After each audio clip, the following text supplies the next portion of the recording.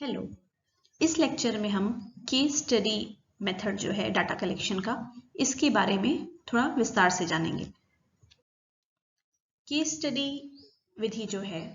जिससे हम data collect करते हैं अपने रिसर्च के लिए, ये फोकस करती है एक निश्चित इंडिविजुअल पर। एक सिंगल व्यक्ति का डाटा इसमें लिया जाता है और यहाँ पर सिंगल व्यक्ति, जैसा हम आगे देखेंगे इस लेक्चर में, सिंगल व्यक्ति से बेहतर होगा कहना सिंगल यूनिट। यूनिट का अर्थ है कि हमेशा जरूरी नहीं है कि एक व्यक्ति या एक वस्तु पर ही डाटा लिया जाए, वो एकल हो ऐसा जरूरी नहीं है, वन हो ऐसा जरूरी नहीं है। एक समूह को भी हम एक यूनिट मानकर उसका केस स्टडी कर सकते हैं। जैसे 2-4 लोगों का एक ग्रुप हो, उसको भी एक यूनिट मानकर हम केस स्टडी मेथड यूज कर सकते हैं। तो केस स्टडी मेथड में एक व्यक्ति नहीं बल्कि एक यूनिट पर डाटा लिया जाता है। जैसे मान लीजिए अगर मुझे किसी एक फैक्ट्री की परफॉर्मेंस चेक करनी है, उस क्षेत्र में कई सारी कार्स की कंपनियां हैं, एक कंपनी का मुझे परफॉर्मेंस एनालाइज करना है, उस पर अगर हमने गहन अध्ययन किया तो वो भी केस स्टडी के तौर पे आएगा। अब इसका मतलब ये नहीं हुआ कि उस कार कंपनी में सिर्फ एक व्यक्ति का हमने अध्ययन कर लिया, उसके बारे में इंफॉर्मेशन ले ली। हम कई लोगों से डाटा एकत्र करेंगे, लेकिन वो फिर भी केस स्टडी कहा जाएगा क्योंकि वो एक यूनिट है। एक यूनिट हमने डिफाइन कर दिया कि ये कंपनी जो है जहां से हमें डाटा लेना है, ये कार कंपनीज की एक यूनिट हो गई, इससे हम इंफॉर्मेशन लेंगे, तो वो चीज भी केस स्टडी के अंतर्गत आएगी। अक्सर आप देखते हैं मनोविज्ञान के क्षेत्र में भी और दूसरे व्यवहारिक विज्ञान जो हैं या सामाजिक विज्ञान हैं, उसमें जो भी शोध किए जाते हैं उसमें अक्सर हम एक समूह पर डाटा एकत्र करते हैं, जिसके आधार पे फिर हम जनरलाइज कर पाते हैं रिजल्ट को। क्योंकि पूरी बड़ी पॉपुलेशन पे डाटा ले पाना, हालांकि अच्छा तो वही होता है, अपेक्षा वही की जाती है कि अगर हम पूरी जनसंख्या पे, पॉपुलेशन पे डाटा ले पाए, लेकिन ये संभव नहीं है। समय की कमी के कारण, संसाधन की कमी के कारण, पैसे का भी खर्च आएगा, मेहनत बहुत ज्यादा लगेगी, गलती करने के संभावनाएं बढ़ जाएंगी। तो इन कारणों की वजह से हम पूरी जनसंख्या पर डाटा एकत्र नहीं कर पाते हैं, जिसकी वजह से फिर हम एक छोटे समूह पर डाटा एकत्र करते हैं और प्रयास करते हैं कि वो सैंपल या प्रतिदर्श जब हम चुनाव कर रहे हैं, जब वो छोटा समूह हम ले रहे हैं, तो वो बड़े समूह का सही तरह से प्रतिनिधित्व करता हो या रिप्रेजेंटेटिव हो। तो अक्सर आप देखेंगे कि सामाजिक विज्ञान के क्षेत्र में जब हम इस तरह से शोध करते हैं एक समूह के ऊपर, तो हमारा फोकस होता है कि हम समूह से डाटा लें ताकि फिर उसको बाकी बड़ी जनसंख्या पर लागू किया जा सके, जनरलाइज किया जा सके। लेकिन कुछ ऐसे फील्ड हैं जो कि इंडिविजुअल बिहेवियर पे ज्यादा फोकस करते हैं, उन्हें ग्रुप के एवरेज या औसत से उतना सरोकार नहीं होता है और उन्हें एक व्यक्ति विशिष्ट या एक समूह या एक यूनिट जिसको हम कह रहे हैं, उसका क्या जवाब है, उसकी क्या प्रतिक्रिया है, उससे हमें क्या डाटा हासिल हो रहा है, उससे उन्हें ज्यादा मतलब होता है। और ऐसा अगर मनोविज्ञान के क्षेत्र में बात करें तो आप पाएंगे कि ऐसा क्लिनिकल साइकोलॉजी की फील्ड में अधिक होता है, नैदानिक मनोविज्ञान के क्षेत्र में। क्योंकि यहाँ पर जो क्लिनिशियंस होते हैं वो इस पर फोकस करते हैं कि किसी प्रकार की चिकित्सा पद्धति जो वो इस्तेमाल कर रहे हैं किसी क्लाइंट को ठीक करने के लिए, उसका क्या परिणाम आ रहा है उस क्लाइंट में। यहाँ उन्हें इससे फर्क नहीं पड़ता कि वो तकनीक या वो मनोचिकित्सा या वो परामर्शन सेवा जो वो दे रहे हैं वो कई समूह, उस तरह के कई और लोगों पर, एक पूरे समूह पर लागू होगी कि नहीं। उन्हें इससे ज्यादा सरोकार होता है कि एक व्यक्ति जिसे हम वो चिकित्सा दे रहे हैं उसे कितना फायदा पहुंच रहा है, उसका कैसा रिस्पॉन्स आ रहा है। तो ये क्लिनिकल साइकोलॉजी के फील्ड में ज्यादा इस्तेमाल होता है केस स्टडी मेथड। और केस स्टडी मेथड में जो क्लिनिशियंस होते हैं, न सिर्फ साइकोलॉजी के क्षेत्र में, मनोविज्ञान के क्षेत्र में, बल्कि और एरियाज में भी देखा गया है कि जब हम एक व्यक्ति पर गहन अध्ययन करते हैं, यानी जब केस स्टडी हम करते हैं, तो इसे कहा जाता है इडियोग्राफिक अप्रोच। जब हम सिर्फ एक यूनिट या एक व्यक्ति का बहुत गहराई से गहन अध्ययन करते हैं, सारी तरह की जानकारियां उसके बारे में हासिल करते हैं, और ये उतना ही महत्वपूर्ण माना गया है जितना कि नोमोथेटिक अप्रोच, जिसका मतलब होता है कि जब हम एक समूह पर अध्ययन करते हैं और उससे निष्कर्ष निकालते हैं। तो ये दोनों को ही काफी महत्वपूर्ण माना जाता है। अगर प्रयोगात्मक शोध की बात करें, एक्सपेरिमेंटल रिसर्च की, तो वो भी इंडिविजुअल पार्टिसिपेंट्स पे किया जा सकता है, सिर्फ एकल प्रतिभागी पर भी किया जा सकता है। लेकिन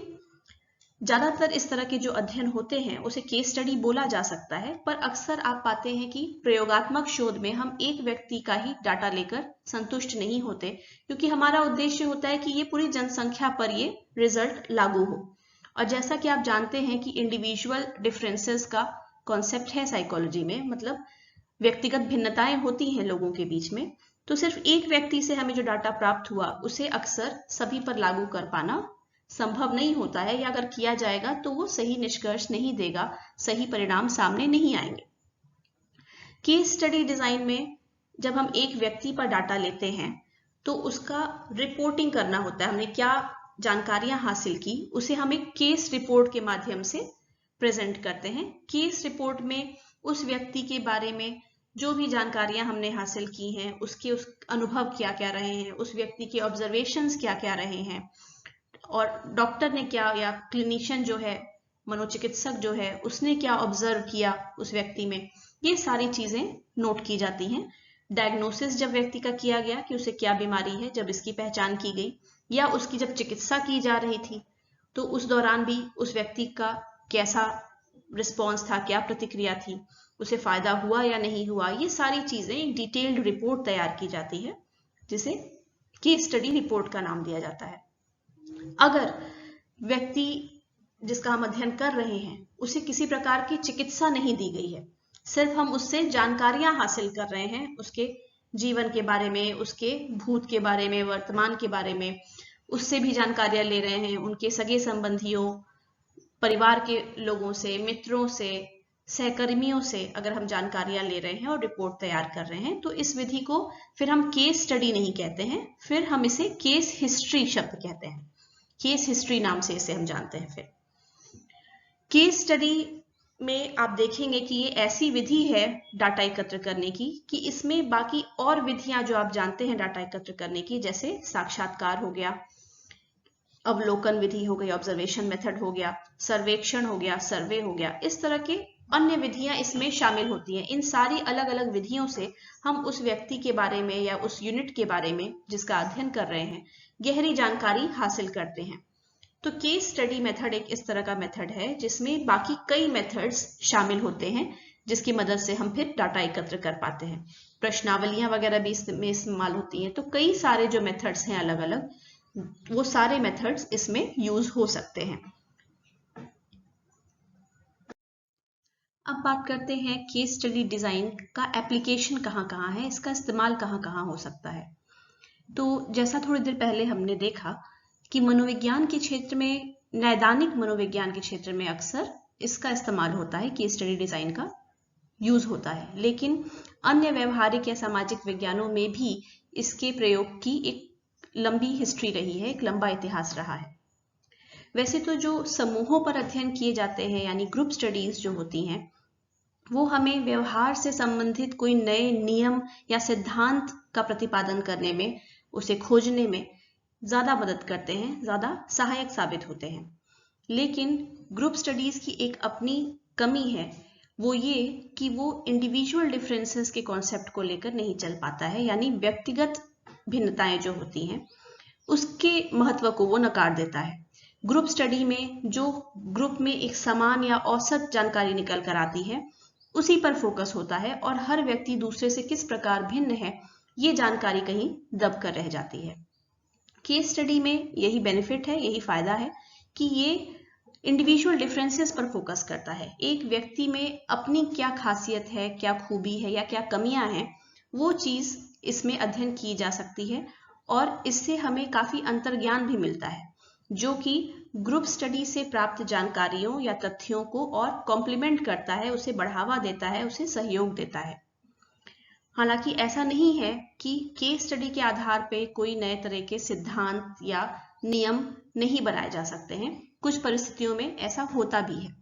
जैसे उदाहरण अगर हम ले तो शॉन पियाजे का आपने नाम सुना होगा, जो मानव विकास से संबंधित उन्होंने काफी सारे सिद्धांत दिए हैं, तो आपने इनका नाम सुना होगा पियाजे का। इनके अगर जो सिद्धांत दिए हुए हैं उसकी बातें करें तो वो सिद्धांत उन्होंने केस स्टडी के आधार पर ही दिए हैं, क्योंकि उन्होंने अपने ही बच्चों का अध्ययन किया, गहन अध्ययन किया, विस्तृत अवलोकन किया, ऑब्जर्वेशन किया उनका, और उसके आधार पे उन्होंने ये सिद्धांत या थ्योरीज दी। हालांकि इस कारण की वजह से इनके द्वारा जो थ्योरीज दी हुई हैं उसमें एक ये कमी या त्रुटि भी गिनाई जाती है कि ये बहुत कम लोगों पर आधारित है, सिर्फ उनके अपने बच्चों पर आधारित है, तो ये शायद सब पर लागू न हो। लेकिन फिर भी आप जानते हैं कि ये थ्योरीज काफी प्रसिद्ध हैं और कई लोगों का इसमें भरोसा है कि ये सही तरह की थ्योरीज हैं। तो ऐसा नहीं है कि केस स्टडी के आधार पर कभी नए तरह की थ्योरीज नहीं दी जा सकती और हमेशा ग्रुप स्टडी के आधार पर या समूह अध्ययन के आधार पर ही दी जाएंगी, ऐसी बात नहीं होती है। अगला अब हम देखेंगे कुछ सेक्शंस कि केस स्टडी का क्या उपयोग है, उसे कहां कहां इस्तेमाल कर सकते हैं। सबसे पहला, rare phenomena and unusual clinical cases. कुछ ऐसे नैदानिक केस हमारे पास आते हैं जो कि अनयूजुअल हैं, साधारण से हटकर हैं, असाधारण किस्म के हैं, रेयर फिनोमिना दिखाते हैं, ऐसी चीजें जो जल्दी देखने में नहीं आती हैं। कुछ ही केसेस इस तरह के अलग प्रकार के होते हैं, उनका अध्ययन करने में केस स्टडी मेथड से बहुत फायदा होता है।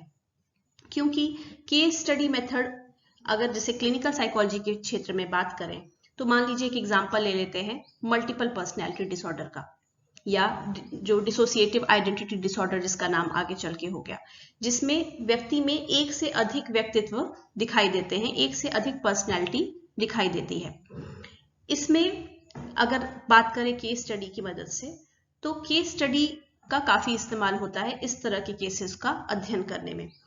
क्योंकि भले आप मूवीज में, टीवी में, इन जगहों पर देखते हैं जहां पे इस तरह का मल्टीपल पर्सनैलिटी के केसेस बहुत आराम से दिखाए जाते हैं, जिससे लगता है कि ये बहुत पॉपुलर होगा, बहुत कॉमन होगा, बहुत आसानी से लोगों में मिलता होगा, लेकिन ये एक रेयर कंडीशन है। बहुत ही कम लोगों में इस तरह की प्रॉब्लम देखने में आती है। तो जो बीमारी इतनी रेयर है, जल्दी उसके केसेस नहीं मिलते हैं, उसमें आप ग्रुप अध्ययन नहीं कर पाएंगे, क्योंकि एक जैसे बीमारी से जूझ रहे लोगों का एक समूह इकट्ठा करने में कि आप उस पर अध्ययन कर पाएं, संभव नहीं होगा, क्योंकि ये बीमारी रेयर है, बहुत कम केसेस में देखने मिलती है, तो आपको उतने केसेस मिल ही नहीं पाएंगे कि आप समूह अध्ययन कर पाएं। ऐसे परिस्थितियों में केस स्टडी का बहुत उपयोग है। केस स्टडी यूज करके हम गहराई से ऐसे केसेस के बारे में जानकारी प्राप्त कर सकते हैं। अब जैसा कि मल्टीपल पर्सनैलिटी का हमने एग्जाम्पल लिया, तो इसके बारे में अगर आप देखिए लिटरेचर में, तो आपको पता चलेगा कि मल्टीपल पर्सनैलिटी जो विकार है, इसके बारे में आज हमारी जितनी भी जानकारी हमारे पास उपलब्ध है, या उसका निदान कैसे संभव है, उसकी चिकित्सा कैसे की जाए, ये सारी जानकारियां केस स्टडी की मदद से ही हमें मिल पाई हैं। एक बहुत फेमस केस है, एक 25 साल की महिला थी जिनका नाम था ईव वाइट। ये बहुत ही शांतिप्रिय महिला थी, बहुत ही विनम्र स्वभाव की थी, और लेकिन इनमें मल्टीपल पर्सनैलिटी डिसऑर्डर था, और इनकी एक दूसरी पर्सनैलिटी या दूसरा व्यक्तित्व जो था, जिसका नाम रखा गया ईव ब्लैक, वो बहुत ही ज्यादा खिलंदड़े स्वभाव का और शैतानियां करने वाला, बदमाशियां करने वाला, इस तरह की पर्सनैलिटी थी उनकी, जो दूसरी पर्सनैलिटी थी। और इसके साथ साथ एक और पर्सनैलिटी थी जिसका नाम रखा गया जेन। वो बहुत ही परिपक्व स्वभाव की और बहुत ही कॉन्फिडेंस से भरी हुई पर्सनैलिटी थी। तो इस तरह की पर्सनैलिटी, मल्टीपल पर्सनैलिटीज जो केसेस होते हैं, ये बहुत ही रेयर होते हैं, यदा कदा ही देखने में आते हैं। तो इन पर समूह अध्ययन कर पाना नहीं संभव है, इनमें केस स्टडी ही एक चारा बचता है। तो जो एग्जाम्पल्स हमें इस तरह के दिखाई देते हैं, जैसे किसी व्यक्ति को ब्रेन में चोट लगी, कोई इंजरी हो गई किसी हिस्से में, और उसके व्यवहार में कुछ परिवर्तन हो गया, क्योंकि उसके दिमाग में एक निश्चित स्थान पर एक निश्चित प्रकार की कुछ चेंजेस आ गए, कुछ परिवर्तन हो गए, उसका तंत्रिका तंत्र जो है वो कुछ अलग तरह से डैमेज हो गया, और वो ऐसा अलग सा केस है, स्पेशल केस है। वैसे केसेस आमतौर पे नहीं देखने में आते। तो अब ऐसे केसेस में अगर हम केस स्टडी विधि का इस्तेमाल करेंगे तो हमें बेहतर समझ में आ पाएगा कि ब्रेन के क्या फंक्शनिंग है, क्या हिस्से में डैमेज आने से या दिक्कत होने से किस तरह का व्यवहार में असर आता है या व्यवहार में परिवर्तन हो जाता है। ऐसे देखने में इजी पड़ता है, समझने में भी गहराई से उसके बारे में नॉलेज मिल पाती है। जैसे इसका एक बहुत बढ़िया उदाहरण है HM का केस, नाम रखा गया है इस तरह HM क्योंकि पेशेंट का सही नाम नहीं बताया जा सकता। उनकी केस स्टडी से हमें काफी जानकारी मिलती है। HM का जो केस है, ये ऐसे व्यक्ति थे जिन्हें बहुत तीव्र किस्म के मिर्गी के दौरे आते थे। इस दौरे से उनको निजात दिलाने के लिए, इसको खत्म करने के लिए, इस पर नियंत्रण करने के लिए उनका सर्जरी किया गया ब्रेन में, और हिप्पोकैम्पस एक हिस्सा होता है ब्रेन का जिसे सर्जरी करके हटा दिया गया इनके मस्तिष्क के दोनों हिस्सों में, मतलब जो बायां गोलार्ध है उसमें भी और दायां गोलार्ध है उसमें से भी हिप्पोकैम्पस का हिस्सा हटा दिया गया। सर्जरी के बाद देखा गया कि उनके व्यवहार में किस प्रकार के परिवर्तन आए। तो सर्जरी होने से पहले उनकी जो स्मृति थी या चीजों के लिए उनकी जो याददाश्त थी, मतलब सर्जरी के पहले जो घटनाएं घटी हैं उनके जीवन में, या जो लोग हैं, जो भी उनकी जानकारी या स्मृति थी, वो बिल्कुल वैसी ही रही, उसमें कोई परिवर्तन नहीं आया। उनके इंटेलिजेंस के लेवल में भी कोई परिवर्तन नहीं आया, और उनकी शॉर्ट टर्म मेमोरी भी काफी सही रही। शॉर्ट टर्म मेमोरी यानी जो तुरंत की चीजें इंसान याद रख पाता है, कुछ मिनटों में हुई चीजें जो उसके दिमाग में रहती हैं, ये शॉर्ट टर्म मेमोरी की चीजें हुई। तो इन सब एरियाज में कहीं भी कोई दिक्कत नहीं देखने में आई। जैसे उदाहरण के लिए, अगर कोई एक फोन नंबर 7 अंकों का 10 अंकों का बोल के उनको बताया जाए और फिर उनको कहा जाए कि अब दोहराइए इसको, तो वो आसानी से दोहरा लेते थे। यानी शॉर्ट टर्म मेमोरी इनकी ठीक है, दिमाग में थोड़े समय के लिए अल्पकालिक स्मृति इनकी सही है, तो थोड़े समय के लिए जो जानकारी रखनी है वो आराम से रख ले रहे हैं, उसे याद कर पा रहे हैं। लेकिन अंतर कहाँ दिखा इस सर्जरी के बाद, कि लंबे समय तक कोई चीज याद रख पाने या दीर्घकालिक स्मृति जो होती है उसमें समस्याएं होने लगी। जैसे अगर कोई व्यक्ति इनके सामने आए, अपना परिचय दे, बैठकर थोड़ी देर इनसे बातचीत करे और उसके बाद कमरे से निकलकर चला जाए, जिस दौरान ये किसी और काम में लग जाए, और फिर वो व्यक्ति अगर कुछ मिनटों बाद फिर से कमरे में आए, तो HM उसे पहचान नहीं पाते थे। इनके पास कोई स्मृति नहीं रहती थी कि थोड़ी देर पहले हम इस व्यक्ति से मिले हैं और हमने इससे वार्तालाप किया है, बातचीत की है, क्या बातचीत की है, इन्हें कुछ भी नहीं याद रहता था। तो HM में परेशानी सर्जरी के बाद कहाँ हुई थी कि वो नई तरह की जानकारियां याद नहीं रख पा रहे थे, नई चीजें नहीं सीख पा रहे थे। इस केस स्टडी से जो भी मनोवैज्ञानिक हैं जो स्मृति या मेमोरी का अध्ययन करते हैं, उन्हें बहुत ही सटीक और गहरी जानकारी मिली, एकदम नए तरह की जानकारी उन्हें प्राप्त हुई। क्योंकि इस केस से पहले जो भी मनोवैज्ञानिक हैं वो स्मृति को समझते थे कि ब्रेन का एक हिस्सा है, मस्तिष्क में एक हिस्सा होता है जो कि स्मृति से जुड़ा हुआ होता है, स्मृति को एक हिस्सा समझते थे। लेकिन इस प्रक्रिया के बाद, इस केस के बाद उन्हें समझ में आया कि स्मृति कोई लोकेशन या किसी स्थान या किसी हिस्से का नाम नहीं है, बल्कि ये एक प्रक्रिया होती है, और इसी प्रक्रिया में परिवर्तन हो गया, जिसकी वजह से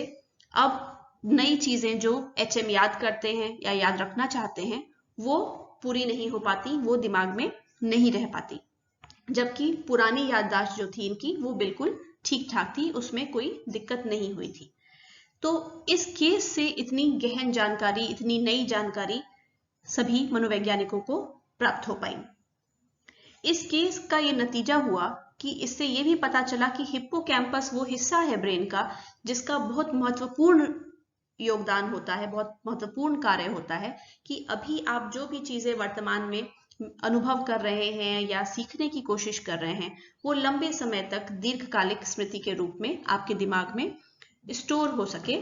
रिकॉर्ड हो सके। तो इससे ये भी हमें पता चला कि हिप्पोकैम्पस नाम का वो हिस्सा है जिसका इस काम में महत्वपूर्ण योगदान होता है। केस स्टडी का दूसरा उपयोग काउंटर एग्जाम्पल के तौर पर, तो ये एक इसका बहुत अच्छा इस्तेमाल है जहां पर अपवाद के तौर पर चीजें देखी जाती हैं। आमतौर पर एक सिंगल केस स्टडी के आधार पर कोई नई चिकित्सा कितनी कारगर है इसका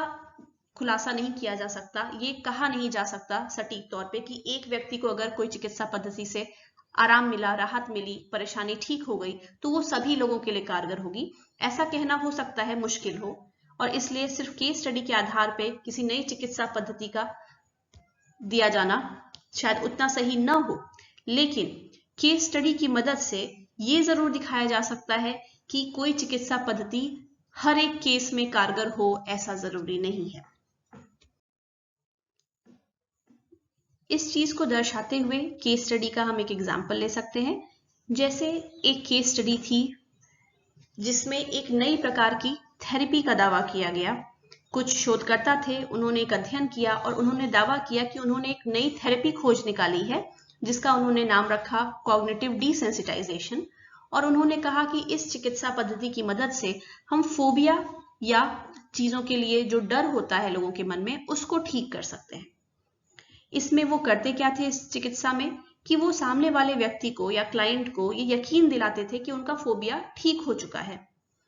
और उन्हें ऐसा लगता था कि अगर ये यकीन दिला दिया जाए सामने वाले व्यक्ति को कि उनको अब डर नहीं बचा जिस चीज से उन्हें डर लगता था, तो स्वतः ही उनका डर समाप्त हो जाएगा। ये दर्शाने के लिए कि हाँ, उन्होंने ये चिकित्सा जो नई खोजी है ये कारगर होती है, इन्होंने एक अध्ययन किया जिसमें इन्होंने एक समूह लिया ऐसे लोगों का जिन्हें सांप से भय था, स्नेक का फोबिया था। इन्होंने यानी शोधकर्ताओं ने ऐसे व्यक्तियों को, ऐसे प्रतिभागियों को सांप की तस्वीरें दिखानी शुरू की और साथ ही उन्हें बताया कि आपको देखने के दौरान आपके हृदय की गति जो है, आपकी हार्ट बीट जो है, आपकी धड़कन जो है, उसकी आवाज कैसी है, बढ़ रही है, घट रही है धड़कन आपकी, ये आपको लाउड स्पीकर पर सुनाया जाएगा। आप खुद अपनी धड़कन लाउड स्पीकर से सुन पाएंगे कि धड़कन बढ़ रही है, घट रही है या क्या हो रहा है। ये क्यों ऐसा किया गया? क्योंकि जब भी किसी को अगर सांप का भय है और सांप की तस्वीरें देखे या सांप को देखेगा तो उसकी धड़कन बढ़ना स्वाभाविक है, उसकी हार्ट बीट बढ़ जाएगी।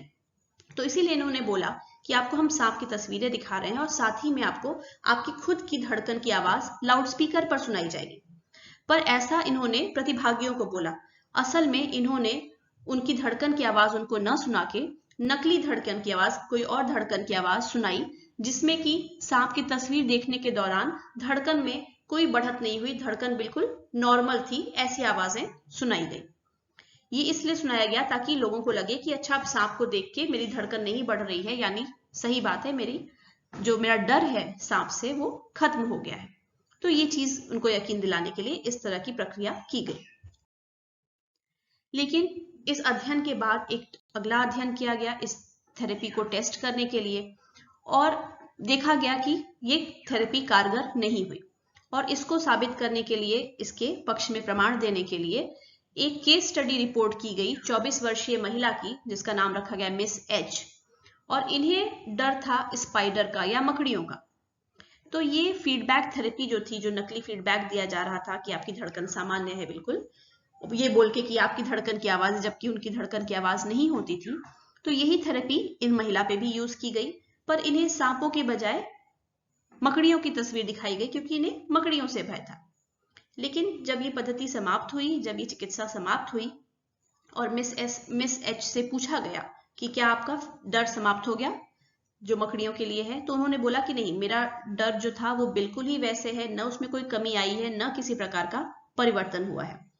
जब उनसे पूछा गया कि जो आपको धड़कन की आवाज सुनाई जा रही थी, आपकी अपनी धड़कन की, तो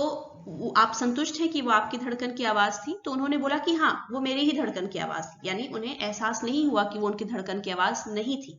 तो उन्होंने इस बात पर यकीन किया, पर उसके बावजूद उन्होंने कहा कि नहीं, फिर भी मुझे उतना ही भय लग रहा था जितना मुझे मकड़ियों से है, उसमें कोई भी अंतर नहीं था। और इस तरह की थेरेपी मैं आगे भविष्य में खुद पर नहीं कराना चाहूंगी। तो इस उदाहरण से पता चलता है कि कुछ अपवाद भी होते हैं। कोई भी चिकित्सा पद्धति 100% लोगों पर लागू हो ऐसा नहीं होता है। और जो अपवाद होते हैं या कुछ एक दो ऐसे केसेस होते हैं जहां पर वो थेरेपी कारगर नहीं होगी, उसका एग्जाम्पल भी हम केस स्टडी से पा सकते हैं। अब डिस्कस कर लेते हैं कि केस स्टडी मेथड में क्या खूबियां हैं और क्या खामियां या कमियां हैं, इसके क्या क्या स्ट्रेंथ्स हैं और क्या क्या कमजोरियां हैं या वीकनेसेस हैं। स्ट्रेंथ से शुरुआत करते हुए, पहला सबसे इंपॉर्टेंट इसका एडवांटेज ये है कि इसमें किसी भी एक केस की बहुत गहराई से अध्ययन किया जाता है, बहुत डिटेल में, बहुत विस्तृत ढंग से उसके बारे में जानकारी हम प्राप्त कर सकते हैं। ऐसा करने से क्या होता है कि कई सारे नए चरों के बारे में पता चलता है, नए वेरिएबल्स के बारे में, नई घटनाओं के बारे में, नई तरह की प्रतिक्रियाओं के बारे में, जो शायद एक एक्सपेरिमेंटल स्टडी होती, एक प्रयोगात्मक शोध होता, तो उसमें उनको दरकिनार कर दिया गया होता, उन पर ध्यान नहीं दिया जाता या उनको कंट्रोल कर लिया जाता, नियंत्रित कर लिया जाता। जैसा आप जानते हैं कि अक्सर जो प्रायोगिक अध्ययन होते हैं उसमें एज का प्रभाव या जेंडर का प्रभाव या आप किस सोशियो इकोनॉमिक स्टेटस से आते हैं इसका प्रभाव, इन चीजों का प्रभाव नियंत्रित कर लिया जाता है। लेकिन केस स्टडी में क्या है कि इन सब वेरिएबल्स का गहन अध्ययन हो पाता है। इससे एक फायदा और ये भी है कि केस स्टडी की मदद से कुछ नए वेरिएबल्स को पहचानने में मदद मिलती है जो किसी प्रतिक्रिया को या परिणाम को प्रभावित कर रहे हों, और इसकी मदद से फिर आगे के अध्ययनों में नई परिकल्पनाएं बनाने में मदद मिलती है। केस स्टडी में एक फायदा ये भी है कि इसकी मदद से किसी भी नियम या सिद्धांत के अपवाद को हम देख सकते हैं। एक नेगेटिव एग्जाम्पल अगर दिखता है किसी चीज का, कोई ऐसा केस जहां पे कोई नियम या सिद्धांत लागू होता नहीं दिखाई दे रहा है, तो एक केस भी काफी है ये दिखाने के लिए कि कोई भी व्यवहार का नियम या सिद्धांत जो बनाया गया है वो हमेशा सच हो, हमेशा लागू हो सब पर, ऐसा जरूरी नहीं है। केस स्टडी से शोधकर्ताओं को एक अच्छा मौका मिलता है कि वो वैसी खास परिस्थितियों या खास तरह की चीजों को पहचान सके जो किसी चिकित्सा के प्रभाव को परिवर्तित करता है, उस पर असर डालता है। हालांकि इस तरह की कोई केस स्टडी अगर होगी तो उसका इस्तेमाल इसलिए नहीं किया जाता कि कोई सिद्धांत बना हुआ है तो उसमें कमियां निकाली जाएं, उसमें खराबी दिखाई जाए कि ये तो लागू नहीं हो रहा किसी केस पर, बल्कि इसकी मदद से और जो थ्योरी है उसको रिफाइन करने में, उसको और बेहतर डेवलप करने में मदद मिलती है। तो एक तरह से ये एग्जाम्पल्स या ये अपवाद जो आते हैं ये कंस्ट्रक्टिव क्रिटिसिज्म की तरह काम करते हैं, जो उस क्षेत्र में उस सिद्धांत को और बेहतर बनाने में मदद करेंगे। जो भी नए वेरिएबल्स इसमें पहचाने जाते हैं जो किसी परिणाम को प्रभावित कर रहे हैं या दिखा रहे हैं कि कोई सिद्धांत हर जगह लागू नहीं हो सकता है, वो ये भी समझने में मदद करते हैं कि कोई चिकित्सा पद्धति अगर है जो इस्तेमाल की जा रही है तो उसकी सीमाएं क्या है या उसमें कमियां कहां पर है, जिससे कि आगे उसको सुधारने का प्रयास किया जा सके। तो एक्सेप्शंस या इस तरह के अपवाद जो होते हैं वो हमारी एक तरह से किसी क्षेत्र के बारे में जानकारी को बढ़ाने में और सहायता करते हैं। केस स्टडी काफी ताकतवर पद्धति है, काफी कन्विंसिंग किस्म की चीज होती है, मतलब इस पर आसानी से भरोसा किया जा सकता है, क्योंकि केस स्टडी में जो अध्ययन हम करते हैं, जो जानकारियां हासिल करते हैं, वो इतने डिटेल में, इतने विस्तृत ढंग से हम उसका अध्ययन करते हैं कि जो बाकी अध्ययन होते हैं जैसे एक्सपेरिमेंटल स्टडीज होते हैं उससे कुछ अंक या आंकड़े सामने आ गए, उससे उतना हम नहीं जुड़ पाते या उसको उतना बेहतर नहीं याद रख पाते जितना कि एक केस स्टडी से प्राप्त परिणामों को हम रख पाते हैं, क्योंकि उसका उतनी गहराई से अध्ययन किया गया है, उसमें भावनात्मक पहलू भी शामिल है, कई और चीजें शामिल हैं, किसी व्यक्ति के जीवन के घटनाक्रम, कोई बातें, इस तरह की चीजें होती हैं। तो देखा जाता है कि जो भी चिकित्सक हैं, मनोवैज्ञानिक हैं, इन लोगों को केस स्टडी के नतीजे ज्यादा बेहतर याद रहते हैं दिमाग में, बजाय किसी प्रयोगात्मक शोध से क्या परिणाम आए उसके। तो इसमें जो भी नतीजे आते हैं केस स्टडी में वो ज्यादा क्रेडिबल होते हैं, ज्यादा विश्वसनीय होते हैं, भरोसा करने के लायक होते हैं, और इसकी वजह से इसको याद रख पाना ज्यादा आसान हो जाता है किसी भी व्यक्ति के लिए, क्योंकि उतनी गहराई से कोई चीज का अध्ययन किया गया है कि उससे जुड़े जो भी नतीजे या परिणाम सामने आए वो बेहतर याद रह जाते हैं दिमाग में, स्वतः ही अपने आप ही याद रह जाते हैं, दिमाग में टिके रह जाते हैं। डाटा एकत्र करने की अन्य विधियों की तरह ही केस स्टडी विधि में भी जहां कुछ फायदे हैं, जो कुछ उसके स्ट्रेंथ्स हैं, उसी तरह कुछ कमियां भी हैं, कुछ डिमेरिट भी हैं। एक महत्वपूर्ण कमी ये होती है कि केस स्टडी में चीजों का सिर्फ विवरण किया जाता है, उनकी गहराई से विस्तृत व्याख्या की जाती है, लेकिन इसमें कोई तरीका नहीं होता ये पहचान पाने का कि किसी व्यवहार के पीछे का कारण क्या है, क्या मैकेनिज्म काम कर रहा है, क्यों कोई व्यक्ति किसी निश्चित प्रकार का व्यवहार कर रहा है। उदाहरण के लिए अगर आप किसी व्यक्ति का केस स्टडी बनाते हैं तो उस व्यक्ति के जीवन से संबंधित डिटेल्ड चीजें उसमें डालेंगे, जैसे उसकी उम्र क्या है, उसका लिंग क्या है, उसके परिवार का परिवेश कैसा है, उसका सहकर्मियों के साथ क्या संबंध है, उसका इंटेलिजेंस का लेवल कैसा है, उसके जीवन में क्या खास घटनाएं घटी। ये सारी चीजें बहुत ही गहराई से विवरण आप इसका प्रस्तुत करेंगे। लेकिन इससे कहीं से ये नहीं पता चल सकता कि उस व्यक्ति को जो भी ट्रीटमेंट या चिकित्सा दी जा रही है उसका वो क्या रिस्पॉन्स देगा, क्या प्रतिक्रिया होगी, कितना बेहतर वो ट्रीटमेंट उसके लिए काम करेगा। तो केस स्टडी ये तो बता सकता है कि किसी खास तरह का व्यक्ति, किसी खास गुण या अवगुणों वाला व्यक्ति कैसे कोई ट्रीटमेंट के प्रति प्रतिक्रिया दे रहा है, लेकिन क्यों वैसी प्रतिक्रिया दे रहा है ये पता नहीं चल सकता है केस स्टडी में। कारण क्या है इस तरह का व्यवहार का, वो पता करना बहुत मुश्किल हो जाता है केस स्टडी में, ये नहीं संभव होता है। केस स्टडी जो भी नतीजे दिख रहे हैं, जो परिणाम आ रहे हैं, उसकी व्याख्या कर सकता है,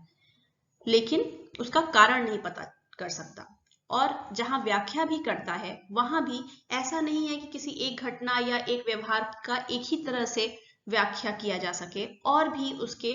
अलग तरह के एक्सप्लेनेशंस पॉसिबल होते हैं। इसीलिए ये केस स्टडी में एक बड़ा डिमेरिट है। और अगर शोध के टर्मिनोलॉजी में बात करें, उसके शब्दों में बात करें, तो इसे कहा जाता है कि केस स्टडी में इंटरनल वैलिडिटी नहीं होती, आंतरिक वैधता नहीं होती। आंतरिक वैधता का क्या मतलब होता है कि जब भी कोई हम शोध अध्ययन कर रहे हैं, जो हमें परिणाम आ रहे हैं, मिल रहे हैं, अगर हम कह सके कि शोध में हमने ये परिवर्तन किए जिसके परिणाम स्वरूप ये नतीजे आए हैं, ये निष्कर्ष आया है, तो हम कह सकते हैं कि उस शोध में, उस पद्धति में कोई आंतरिक वैधता है। लेकिन जैसा आप देख रहे हैं कि केस स्टडी में सिर्फ विवरण मात्र ही प्रस्तुत किया जाता है, यहाँ पर कारण क्या है व्यवहार का ये हम नहीं जान सकते, क्या चीज किसको प्रभावित कर रही है ये हम नहीं पता कर सकते। इसीलिए केस स्टडी विधि में आंतरिक वैधता की कमी होती है। एक दूसरी बड़ी कमी इसमें यह है कि न सिर्फ आंतरिक वैधता में कमी, बल्कि केस स्टडी में बाह्य वैधता या एक्सटर्नल वैलिडिटी भी कमजोर ही होती है। बाह्य वैधता क्या है कि जब आपने जो अध्ययन किया है, जो शोध किया है एक समूह पर, उसके नतीजों को, उसके परिणामों को आप जनरलाइज कर सके, यानी वो बाकी तादाद पर, बड़ी पॉपुलेशन पर भी लागू किया जा सके। पर जैसा आप समझ ही सकते हैं कि केस स्टडी से जो भी परिणाम प्राप्त होंगे वो एक निश्चित व्यक्ति से संबंधित, उसके माहौल, उसके परिवेश, उसके अपने जीवन के अनुभवों से जुड़े हुए नतीजे होंगे, और इसलिए वो दूसरे लोगों पर लागू नहीं हो पाएंगे या दूसरी परिस्थितियों में भी लागू नहीं हो पाएंगे। इसीलिए केस स्टडी अगर किसी एक विशिष्ट व्यक्ति, या जैसा हमने देखा कोई रेयर केस है, जैसा केस जल्दी दिखता नहीं है, उस तरह का कोई केस अगर है, उस पर अगर आपने डाटा एकत्र किया केस स्टडी के माध्यम से, तो उसको जनरलाइज करना या दूसरे लोगों पर लागू करना और भी कठिन हो जाता है। लेकिन ऐसा नहीं है कि केस स्टडी से जो हमें नतीजे मिले वो कभी जनरलाइज नहीं किए जा सकते। अगर कुछ ऐसा केस हम लें जो एक आम केस है, एक आम व्यक्ति है, और उसके जीवन का जो अध्ययन हम कर रहे हैं या किसी घटना का अध्ययन कर रहे हैं, वो भी कुछ आम घटनाएं हैं जो आमतौर पे ज्यादातर लोगों के जीवन में सामने आती ही हैं, अगर कुछ अलग या बहुत विशिष्ट किस्म का नहीं है, तो उस नतीजे को हम दूसरों पर लागू कर सकते हैं। पर आमतौर पर ऐसा होता नहीं है, जिसके चलते केस स्टडी में जो परिणाम प्राप्त हुए वो बड़े समूह पर लागू नहीं किए जा सकते, और इस कारण हम कहते हैं कि इसमें बाह्य वैधता या एक्सटर्नल वैलिडिटी की भी कमी होती है। आखिर में केस स्टडी में एक कमी ये है कि ये पक्षपात या पक्षपात से जुड़ा हुआ व्यवहार या सोच, यानी बायस की वजह से इसके परिणामों पर असर आता है, जिसकी वजह से इसकी आंतरिक वैधता भी प्रभावित होती है। अब ये पक्षपातपूर्ण रवैया या व्यवहार कहां से आ रहा है, तो ये रिसर्चर की तरफ से आ रहा है, जो शोध करता है उसकी तरफ से आ रहा है। पहली बात तो जो भी हम केस स्टडीज वगैरह पढ़ते हैं या जो भी शोध पत्रिकाएं हैं जिसमें इस तरह की स्टडीज प्रकाशित होती हैं, तो उसमें एक कमी ये हो जाती है, पक्षपातपूर्ण रवैया ये हो जाता है कि कोई भी शोधकर्ता एक सक्सेसफुल केस स्टडी को रिपोर्ट करेगा, एक नाटकीय केस स्टडी जो है जिसमें कुछ अलग तरह की चीज दिख रही है, जो कौतूहल जगाने वाली है, उसको वो रिपोर्ट करेगा। एक सामान्य तरह की केस स्टडी जो होगी उसे वो शायद रिपोर्ट नहीं करेगा और शायद कोई शोध पत्रिका उसे छापेगी भी नहीं। अगर शोधकर्ता ने किसी खास तरह की चिकित्सा पद्धति इस्तेमाल की और उसका कोई परिणाम सामने नहीं आया, वो असरदार नहीं रही, तो इस तरह की केस स्टडी भी छापी नहीं जाएंगी। तो ये पक्षपातपूर्ण चीजें दिखाई देने लगती हैं यहाँ पर कि जो चीज सक्सेसफुल हुई, जो अच्छी है, जो लोगों का ध्यान आकृष्ट करेगी, उसको तो आप दुनिया तक पहुंचा रहे हैं, लेकिन बाकी चीजें जो कारगर नहीं हुई वो चीजें आप नहीं बता रहे हैं, जिससे केस स्टडी में जो फायदे हैं या उसमें अच्छे पक्ष हैं वो तो सबको दिखाई देते हैं, पर उसमें कितना असफलता हाथ लगी, कहां कहां पे उसमें कुछ रिस्पॉन्स नहीं मिला, वो चीजें सामने नहीं आने पाती हैं। तो एक जगह तो यहाँ पर पक्षपातपूर्ण रवैया हो जाता है। दूसरी चीज कि क्योंकि केस स्टडी जो कर रहा है व्यक्ति वो शोधकर्ता है, वो भी इंसान ही है, तो जाहिर सी बात है कि उसके अपने सोच विचार, अपना अर्थ निकालना चीजों का अपने हिसाब से, अपने दिमाग से, या क्या चीजें उसे खुद याद रह जा रही है, क्या मामूली चीजें या छोटी चीजें उसके हिसाब से महत्वपूर्ण नहीं है जो प्रतिभागी ने बताई पर उसे याद नहीं रही, उसके आधार पर कई चीजें हट जाती हैं और जो बहुत इंपॉर्टेंट है बस वो वही रिपोर्ट करता है। तो ये भी थोड़ा पक्षपातपूर्ण चीज हो जाती है। दूसरा, क्लाइंट जो हमारा है या हमारा प्रतिभागी जो है वो भी बायस हो सकता है वो झूठी रिपोर्ट दे, झूठी जानकारी दे, हो सकता है वो शोधकर्ता का ध्यान आकृष्ट करने के लिए, उसका इंटरेस्ट बनाए रखने के लिए अपने जीवन की घटनाओं को या किसी चीज को बहुत बढ़ा चढ़ा कर बोले, बहुत कम करके बोले, झूठ बोले, या जो चीजें वो बता रहा है शायद उसे खुद ठीक से याद नहीं हो, घटनाएं कुछ और तरह से हुई पर उसे कुछ गलत याद आ रहा हो और वो गलत चीजें बता दे। तो यहाँ से भी कुछ त्रुटियां हो सकती हैं, कुछ कमियां हो सकती हैं, सही इंफॉर्मेशन नहीं मिल सकती है। तो केस स्टडी में एक ये भी कमी होती है। यहाँ पर केस स्टडी मेथड में जो कुछ मुख्य फायदे और नुकसान हैं वो दिखाए जा रहे हैं। जैसे डिटेल्ड क्वालिटेटिव रिसर्च, गुणात्मक शोध इसमें किया जाता है। केस स्टडी मेथड गुणात्मक शोध में आता है और विस्तृत तरह से अध्ययन किया जाता है, डिटेल्ड स्टडी होती है। इसमें एक छोटा सैंपल इस्तेमाल होता है जो एक कमी हो सकती है इसकी। इसमें आंतरिक और बाह्य वैधता की भी कमी होती है और इसे बाहर दूसरे लोगों पर लागू नहीं किया जा सकता और परिस्थितियों में ये एप्लीकेबल नहीं होता है। ये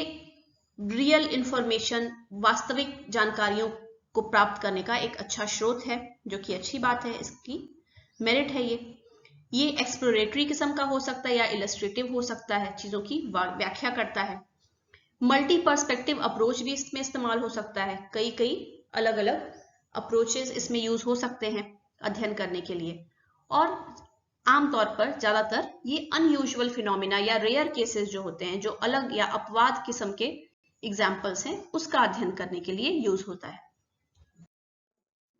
केस स्टडी में वैसे तो जैसा हमने देखा कि आंतरिक और बाह्य वैधता दोनों बहुत सही नहीं होती है, जो कि एक बड़ा मुद्दा है, क्योंकि जब भी हम शोध करते हैं, जो प्रक्रिया इस्तेमाल करते हैं, जो मेथड यूज कर रहे हैं, डिजाइन यूज कर रहे हैं, जो इंस्ट्रूमेंट्स यूज कर रहे हैं, चाहे अगर आप स्ट्रक्चर्ड इंटरव्यू यूज कर रहे हैं, क्वेश्चनेयर यूज कर रहे हैं, कोई और मशीनें यूज कर रहे हैं, तो उनका रिलायबल और वैलिड होना, विश्वसनीय होना और वैध होना जरूरी है, वरना उनसे जो परिणाम मिलेंगे हमें उस पर पूरी तरह भरोसा नहीं किया जा सकता।